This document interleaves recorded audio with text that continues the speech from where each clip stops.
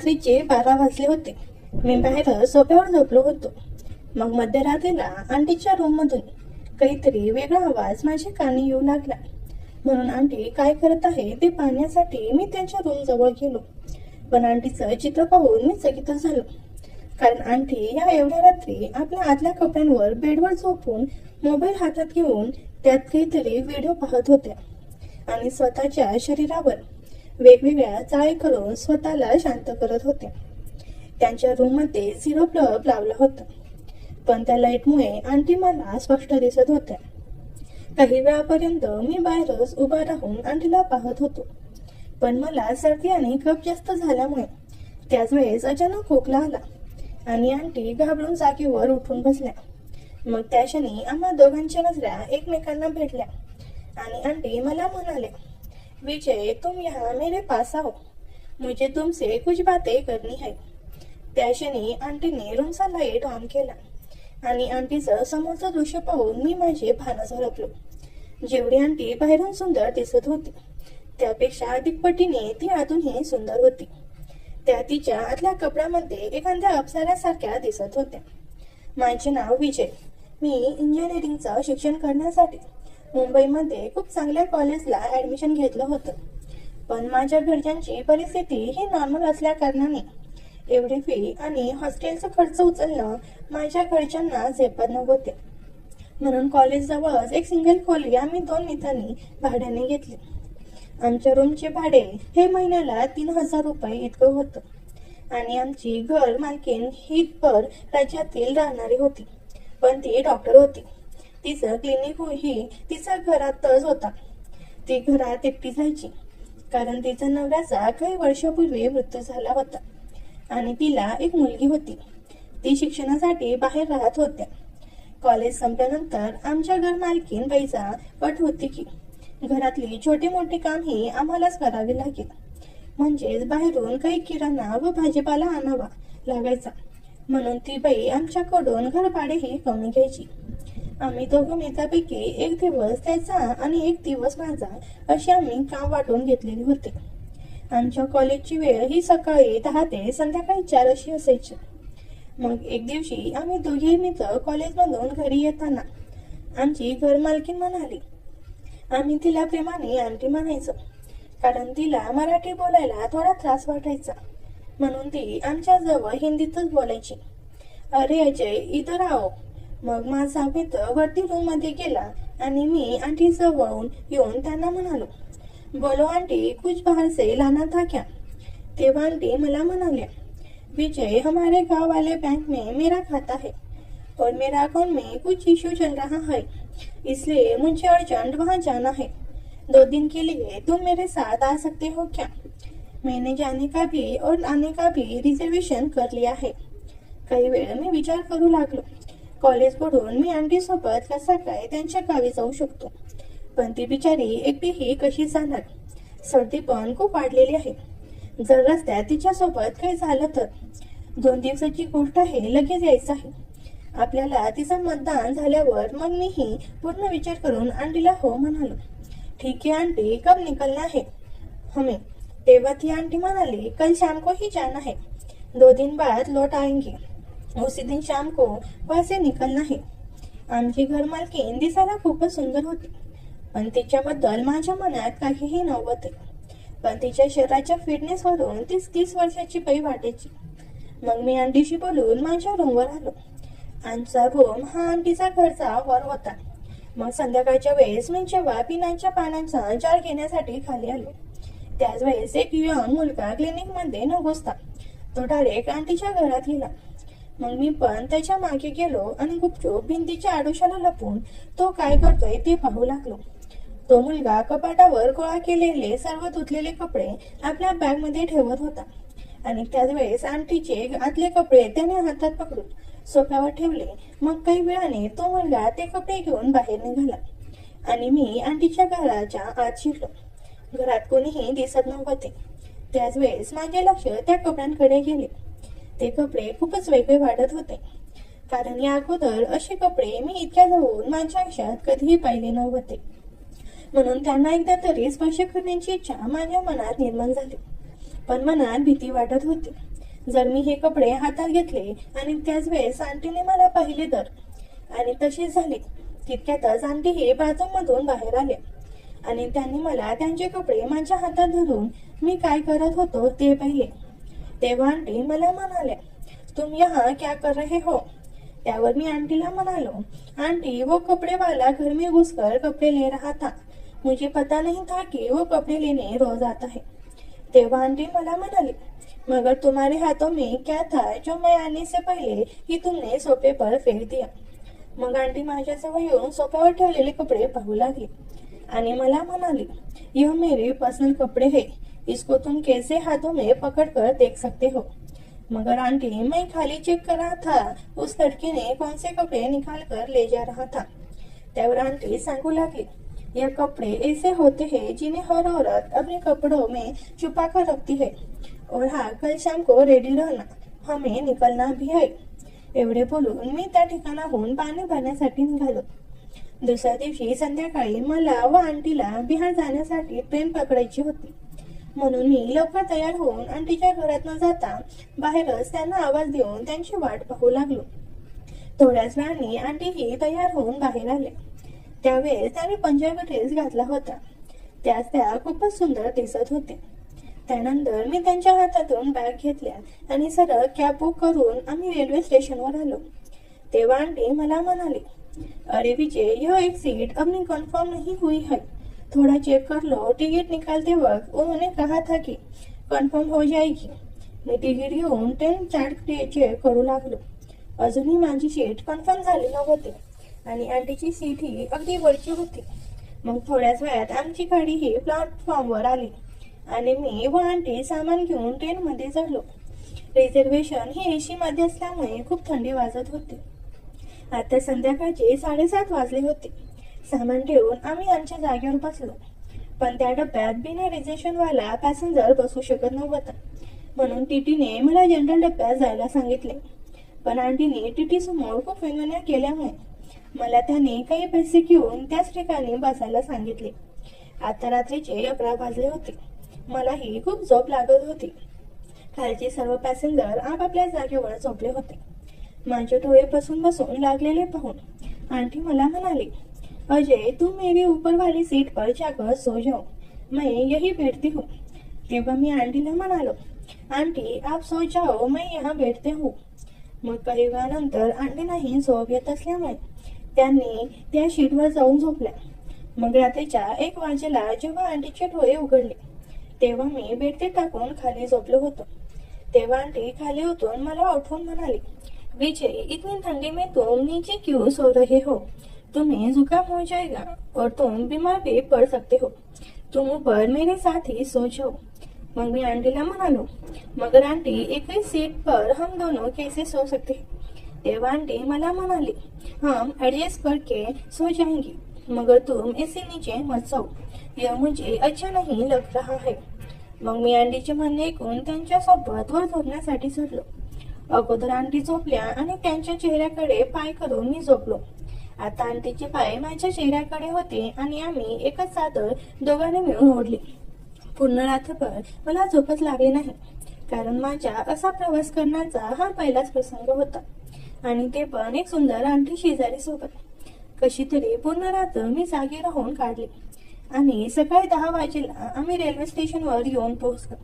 आम्हाला घेण्यासाठी आंटीच्या पुतणाही गाडी घेऊन आला होता आणि काही वेळातच आम्ही आंटीच्या घरी येऊन पोहोचलो. AC मध्ये झोपून माझं शरीर खूपच कणकण वाटू लागलं होतं की मी आजारीच पडलो आहे की काय. नाक पण जाम झाले होते, सर्दी झाल्यासारखं वाटत होते आणि डोकंही फार जड झाले होते. आंटीचं गावातलं घर खूपच मोठं होतं आणि त्यांच्या नातेवाईकांची घरी त्यांच्या शेजारी होती.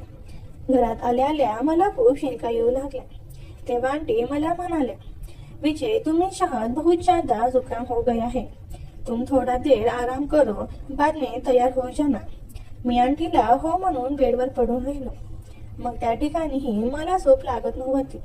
डोकं फारच दुखत होते आणि आंटीही फ्रेश होण्यासाठी बाथरूममध्ये गेल्या होत्या. म्हणून मी पुढच्या हॉलमध्ये येऊन सोफ्यावर झोपलो. मग काही वेळानंतर मला घरात गाणी म्हणण्याचा आवाज खूप जोरात ऐकू येऊ लागला. म्हणून माझी झोप अचानक उघडली आणि मी इकडे तिकडे पाहून हा आवाज कोणाचा आहे त्या व्यक्तीला शोधू लागला. पण समोरचं दृश्य पाहून मी आश्चर्यचकितच झालो, कारण आंटी या टावेल गुंडाळून अंघोळ करून चक्क बाहेर उभ्या होत्या. त्यांच्या केसातून टपकणाऱ्या पाण्याचे एक एक थेंब त्यांना परत भिजवत होते आणि काही थेंब त्यांच्या केसामधून खाली गुलाबी ओठावरून वाहून सर्व मोतीसारखे खाली पडत होते. मी असं दृश्य माझ्या आयुष्यात प्रथमच पाहत होतो. हळूहळू आंटीने आपल्या अंगावरील टावेल बाजूला करून त्यांचे आतले कपडे घालायला सुरुवात केली. अजूनही आंटी गाणी म्हणतच होत्या.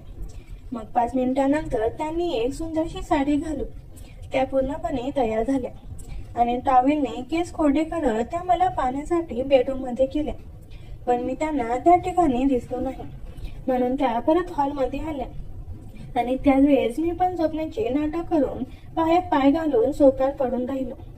आंटीने मला त्या ठिकाणी झोपलेल्या अवस्थेत पाहून त्या मला म्हणाल्या, अरे विजय, तुम्हारी तबीयत बहुत ज्यादा खराब हो रही है, तुम यही आराम से सो जाओ, मैं अभी बैंक का काम करके आती हूँ, उसके बाद तुम्हें अस्पताल ले जाऊंगी. तेव्हा मी आंटीला म्हणालो, आंटी, अस्पताल में जाने की जरूरत नहीं है, घर में ही सर्दी जुकाम की कोई दवाई होगी, वही लेकर मैं ठीक हो जाऊंगा, पहिले आप अपना काम कर लो. त्यावर आंटी मला म्हणाली आणि मतदान करण्यासाठी त्या गेल्या. अर्ध्या तासात आंटी परत घरी आल्या आणि तिकडून माझ्यासाठी व त्यांच्यासाठी त्याने नाश्ता आणला. नाश्ता झाल्यानंतर मी पण फ्रेश होण्यासाठी बाथरूम मध्ये गेलो आणि त्याच वेळेस माझं लक्ष आंटीच्या ओल्या झालेल्या आतल्या कपड्यांकडे गेले. ते कपडे ओले झालेले असूनही कलर ते चेंज करत होते. त्यांच्याकडे पाहून मला आंटीचे आकर्षण जास्तच वाढले होते. तेव्हा आंटीने अशा कपड्यात समोर उभ्या राहून पाहिन याची चातुरता मला वाटू लागली होती. माझी भावना खूपच दाटून आली होती.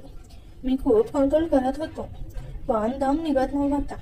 मग मी डोळे मिटून त्यांना मनात घेऊन जोराने हातबल करू लागलो. या गोष्टीला करून खूप दिवस झाले होते, म्हणून 2 मिनिटात रंगाच्या 5-6 पिचकाऱ्या त्या ओल्या कपड्यांवर सोडल्या.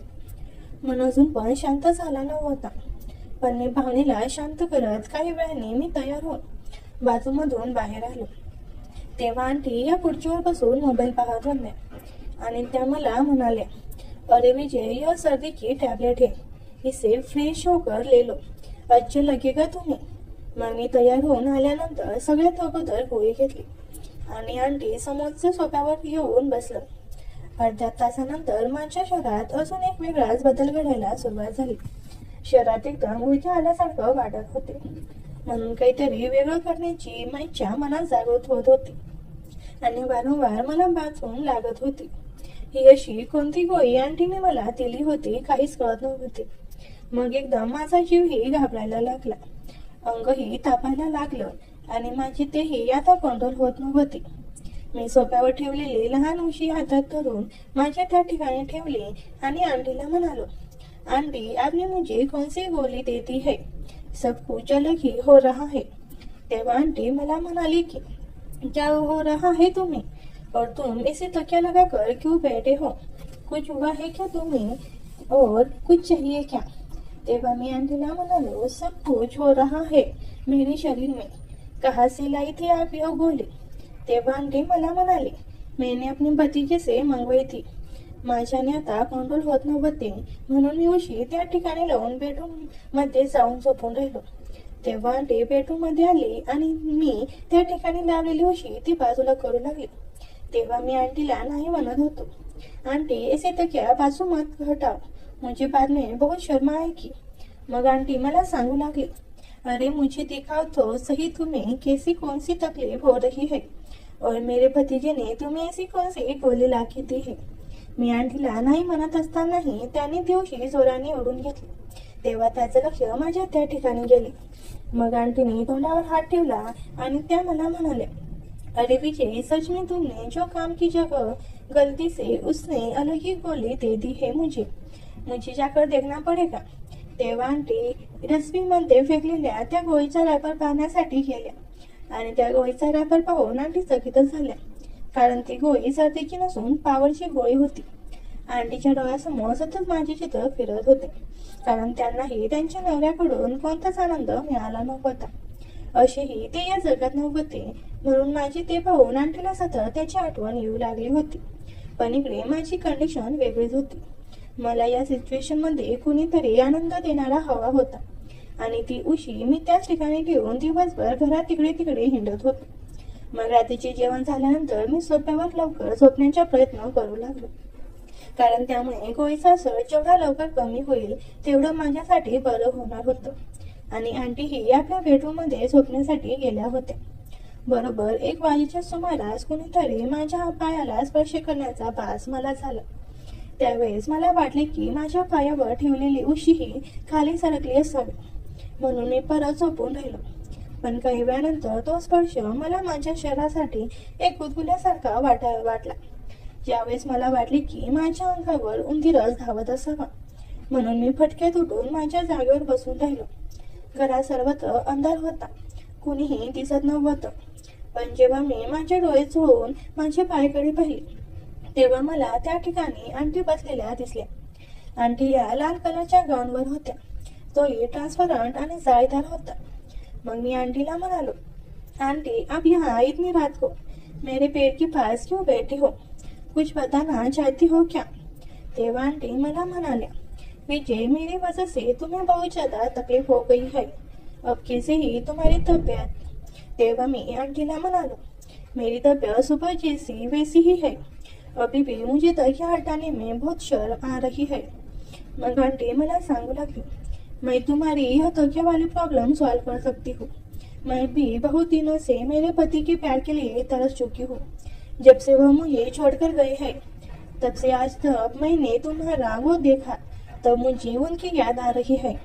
मुझे लगने लगा है कि मुझे भी प्यार करने वाला कोई इंसान मेरे पास होना चाहिए, और वो सब खुशी मुझे तुमसे दिखाई दे रही है. कल तुमने बाथरूम में जाकर जो किया मुझे सब पता है. उसी टाइम मैं समझ गई थी, शायद तुम मेरे साथ दोगे, तुम दोगे ना मेरा साथ. हे गुण मी खाली मान करून आंटीला सॉरी म्हणाले. तेव्हा आंटी म्हणाली, कोई बात नहीं विजय, मैं आपकी फीलिंग को समझ सकती हूँ. तेव्हा मी एकदम फ्री होऊन म्हणालो, मगर आंटी मुझे आपके भतीजे ने कौन सी गोली लाके दी थी? आंटी मला म्हणाले, उसने जुकाम की जगह अपने पापा की जेब से उनकी पर्सनल गोली दी. मगर आंटी वो भी जुकाम की ही गोली होगी ना? नहीं, यह गोली हर आदमी उम्र होने के बाद लेता है, ताकि वो अपनी वाइफ में खुश रख सके. आंटी आणि मी खूप वेळापर्यंत बोलत राहिलो. उद्या सकाळी आम्हाला मुंबईसाठी निघायचे होते. यावेळेस आमच्या दोघांचेही रिझर्वेशन सीट कन्फर्म होती. मग रात्रीचा 12 वाजलेला आम्ही पुणे रेल्वे स्टेशनवर येऊन पोहोचलो. मग कॅब करून आम्ही दोघेही घरी आलो. तेव्हा आंटी मला म्हणाले, विजय तुम यही सो जाओ, तुम्हारे दोस्त ने दरवाजा अंदर से लगा लिया होगा, इतनी रात में उसे डिस्टर्ब मत करो. मी आंटीला ठीक आहे म्हणालो आणि बाहेर सोप्यावर झोपून राहिलो. मग मध्यरात्रीला आंटीच्या रूम मधून काहीतरी वेगळा आवाज माझ्या कानी येऊ लागला, म्हणून आंटी काय करत आहे ते पाहण्यासाठी मी त्यांच्या रूम जवळ गेलो.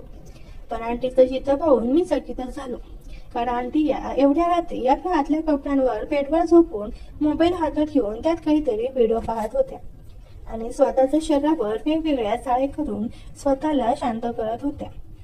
त्यांच्या रूम मध्ये 0 बल्ब चालू होता, पण त्या लाईटमुळे आंटी मला स्पष्ट दिसत होत्या. काही वेळापर्यंत मी बाहेरच उभा राहून आंटीला पाहत होतो. मला पण सर्दी आणि कफ जास्त झाल्यामुळे त्याच वेळेस अचानक खोकला आला आणि आंटी घाबरून आपल्या जागेवर उठून बसल्या. मग त्या क्षणी आम्हा दोघांच्या नजरा एकमेकांना भिडल्या आणि आंटी मला म्हणाल्या, अरे विजय, इस वक्त तुम यहाँ और ऐसे चुप चुप कर मुझे क्यों देख रहे हो? आंटी अजूनही त्याच अवस्थेत बेडवर पडल्या होत्या. मग मी आंटीला म्हणालो, आंटी मुझे काफी देर से आपके रूम में से कुछ अजीब आवाजें सुनाई दे रही थी. आपके रूम में आपके अलावा और कौन है, यह देखने मैं यहाँ आया था, मगर आपको इस हालत में देखने के बाद मुझसे रहा नहीं गया और मैं यही रुक गया. मेरा इरादा बिल्कुल ही गलत नहीं था, मगर गलती भी मुझसे ही हुई है, इसलिए मुझे माफ कर दो आंटी. तेव्हा आंटी मला म्हणाल्या, विजय तुम यहाँ मेरे पास आओ, मुझे तुमसे कुछ बातें करनी है. त्या क्षणी आंटीने रूमचा लाईट ऑन केला आणि आंटीचं समोरचे दृश्य पाहून मी माझी पानं झोडपलो. जेवढी आंटी बाहेरून सुंदर दिसत होती त्यापेक्षा अधिक पटीने ती अजूनही सुंदर होती. त्या तिच्यातल्या कपड्यामध्ये एखाद्या अप्सरासारख्या दिसत होत्या. मी आंटी जवळ येऊन उभा राहिलो तेव्हा आंटीने माझ्या तिच्या हातात धरून मला त्यांच्या जवळ बसविले आणि म्हणाले, विजय, तुम्हें मैं अच्छी लगती हूँ ना? ऐसे वन साइड ना बोल के मुझे मत तरसाओ, क्योंकि मैंने तुम्हें बहुत बार मेरे आगे पीछे घूमते देखा हुआ है. जब मेरे घर में कपड़े प्रेस करने वाला आया था तब तुम मेरे अंदर वाले कपड़े अपने हाथों में पकड़कर उसे गौर से देख रहे थे. और जब तुम बाथरूम में नहाने भी गए थे तब भी तुमने रंग उस कपड़े पर उड़ाया था और ऐसे ही चले आए. आज भी वो दाग नहीं निकले हैं. मुझे तुम्हारे बारे में पता चला था, इसलिए मैं तुम्हें पटना भी कर चुकी हूँ कि मेरे हर इच्छाएं तुम पूरी कर दो. मैं तुम्हें हर वक्त खुश रखूंगी. तेव्हा मी आंटीला म्हणालो, मगर आंटी, मैं तुम्हारी ऐसी कौन सी इच्छा पूरी कर सकता हूँ? मैं तो आपसे बहुत छोटा हूँ. माझ्या लक्ष आंटीशी बोलत असताना तिच्या त्या ठिकाणीच वारंवार जात होते. मैं तुमसे वो खुशी पाना चाहती हूँ जो हर आदमी अपनी बीबी को शादी के पहले दिन से ही शुरू कर देता है. आंटी काय बोलत होत्या मला सर्व काही समजत होते. माझं अंग आता थरथरायला लागलं. डोकंही काम करत नव्हतं. त्यावेळेस आंटीने रूमचा लाईट बंद केला आणि त्यांनी माझा हात पकडून त्यांच्या त्या ठिकाणी स्पर्श केला. त्या ठिकाणी स्पर्श केल्यामुळे माझ्या अंगात एक वेगळेच तरंग निर्माण होऊ लागले. माझ्या डोळ्यासमोर आंटीला अशा अवस्थेत पाहण्याचा स्वप्नही पूर्ण होऊ लागले होते. मला आता काय करू काय नको असं झालं. आंटीने मला मिठी मारली आणि पापी द्यायला सुरुवात केली. अर्धा पाऊण तास आम्ही हेच करत होतो. आंटी उठल्या आणि बोलल्या, तेरे लिए एक सरप्राईज है. मी म्हणालो, अब क्या है? मग आंटी पूर्ण मोकळ्या झाल्या. मी त्यांचे वरदार व्यक्तिमत्व पाहून भारावून गेलो. मी म्हणालो, आंटी, कितनी सुंदर दिखती हो आप. माझी भावना आता दाटून आली होती. आंटी म्हणाल्या, अभी ज्यादा टाइम मत लगाओ. एवढं बोलून आंटीने मला उठवलं आणि हात पकडून आतल्या खोलीत येऊन गेल्या. तिथे आधी सतनची तयार होती. मी तिला सतनजीवर पाडलं आणि तिचे व्यक्तिमत्व रोखू लागलो. आंटी बोलल्या, अरे दोना खूबसूरत पल का अनुभव, क्यों तरसा रहे हो. मग मी माझी भावना त्यांच्या जीवनात टाकली आणि सुंदर वेळचा अनुभव देऊ लागलो. काही मिनिटांनाच आंटीने जीवनाचा रंग सोडला आणि आंटी बोलल्या, विजय, रुको मत, खूबसूरत पल का अनुभव देते रहो. मित्रांनो, आंटींना खूप वर्षानंतर हा सुंदर वेळचा अनुभव मिळत होता. मग मी सुंदर वेळचा अनुभव देत राहिलो आणि आंटी मला साथ देत राहिले. काही वेळाने मी म्हणालो, आंटी, मेरा होने वाला है. आंटी म्हणाल्या, रुको मत, जिंदगी में ही रंग भरो. मैंने गोली ले ली है. पण आंटींना सुंदर वेळचा अनुभव देत असताना रंग कधी सुटला मलाच कळालं नाही. तरीही मी सुंदर वेळचा अनुभव देतच होतो. तिला फार दिवसानंतर या गोष्टी मिळाल्यामुळे तिची अवस्था झाली होती. पण काही वेळाने तिला आनंद येऊ लागला आणि ती फार चांगल्या प्रकारे माझी साथ देऊ लागली. आम्ही त्यावेळेत पूर्ण रमून केलो होतो आणि एकमेकांना आनंद देत होतो. तिचा उत्साह अजून वाढतला होता आणि आता तीच मला वेगवेगळ्या प्रकारे आनंद देत होती. तिच्या चेहऱ्यावर एक प्रकारचे समाधान पसरले होते. ती आनंदात दिसत होती. तिच्या चेहऱ्यावरचे भाव बदलत हळूहळू तिची पकड मजबूत होत गेली आणि ती शांत झाली. मी इकडे तिचा पूर्ण ताबा घेतला होता आणि हालचाल वाढवत होतो. काही वेळातच मला स्वर्गात बसल्यासारखं वाटू लागलं. ते क्षण जवळ येत माझा बाण फुटला आणि मी तिच्या जीवनात आनंदाचे रंग उडवू लागलो. मला स्वर्गात रंगत असल्यासारखं वाटू लागलं. डोकं एकदम हलकं हलकं वाटू लागलं. मनावरचं दडपण दूर होऊन एक प्रकारचं समाधान आणि सुख वाटत होतं. आंटीच्या चेहऱ्यावर अमानिक सुख आणि आनंद झळकत होता. ती शांत होऊन स्मित करत होती. तिने माझ्या केसावरून प्रेमाने हात फिरवला आणि म्हणाली, विजय, आज आपने मुझे जीवन का अविश्वनीय खुशी दी है. मैंने आज तक ऐसी खुशी और संतुष्टि का अनुभव नहीं किया. मी आनंदाने खुश होत म्हणालो, आप जिससे आंटी है तो मुझे कोई फिक्र नहीं. मुझे भी आपके साथ समय देकर बहुत खुश हूँ. सच में आप जैसे आंटी मिलना बहुत किस्मत की बात है. सच में आंटी, मैं बहुत लकी हूँ कि मुझे आप जैसे आंटी मिली. आंटी म्हणाली, विजय, तुम्हारे शरीर में जो कड़कपना है उससे मुझे काफी संतुष्टि प्राप्त हुई. अब तुम मुझसे कभी दूर नहीं जाओगे और ना ही मैं तुम्हें जाने दूंगी. आता माझे आंटीचे नित्य नियम झाले होते. मी कॉलेजमधून आल्यानंतर सर्वप्रथम आंटीला भेटण्यासाठी तिच्या क्लिनिकमध्ये जायचो आणि दाराला कडी लावून त्या ठिकाणी भरभरून प्रेम करायचो. कधी कधी माझा मित्र कॉलेजला गेल्यावर आंटी आमच्या खोलीत यायची. हळूहळू माझ्या मित्राला पण सर्व काही माहीत झालं. सर्व काही व्यवस्थित चालू होतं. पण एके दिवशी जे काही झालं ते पाहून माझी पायाखालची जमीनच सरकली. त्या दिवशी मी एकटाच कॉलेजला गेलो होतो. मित्राची तब्येत बरी नव्हती म्हणून तो घरीच होता. माझं पण कॉलेजमध्ये एकट्याचं मन लागत नव्हतं म्हणून मी लवकरच घरी आलो. दुपारचे 2 वाजले होते. मी घरी आलो. विजय पण रूममध्ये नव्हता. तो बाहेर गेला असेल म्हणून मी आंटीच्या घराकडे गेलो. तेव्हा ओट्यावर मला एक पॉकेट दिसला. मी विचार करू लागलो, नेमकं हे पॉकेट इथे कसे काय आले. माझ्या मनामध्ये संशय यायला लागला. मी मागच्या बाजूने जाऊन खिडकीच्या हॉलमधून आत पाहताच माझ्या पायाखालची जमीन सरकली. एक मुलगा तिला मोठा करून टेबलवर असा, पण तो कोण होता हे मला दिसत नव्हते, कारण त्याच्या पाठवल्या दिशेने मी उभा होतो. मग मी दिशा बदलून दुसऱ्या बाजूने गेलो. मग मला सर्व काही स्पष्टपणे दिसत होते. मी माझ्या खिशातून मोबाईल काढून त्यांचे फोटो काढले आणि तो कोण होता हे मला कळले होते. आणि पुढे मी काय करणार आहे हे तुम्हाला विश्वास बसणार नाही. तो मुलगा कोण होता आणि आंटीने असे काय केले हे सर्व काही जाणून घेण्यासाठी भाग 2 नक्की बघा. पुढे कथा खूप वेगळ्या दिशेने जाणार आहे. त्यासाठी आमच्या चॅनलला सबस्क्राईब करून ठेवा. धन्यवाद.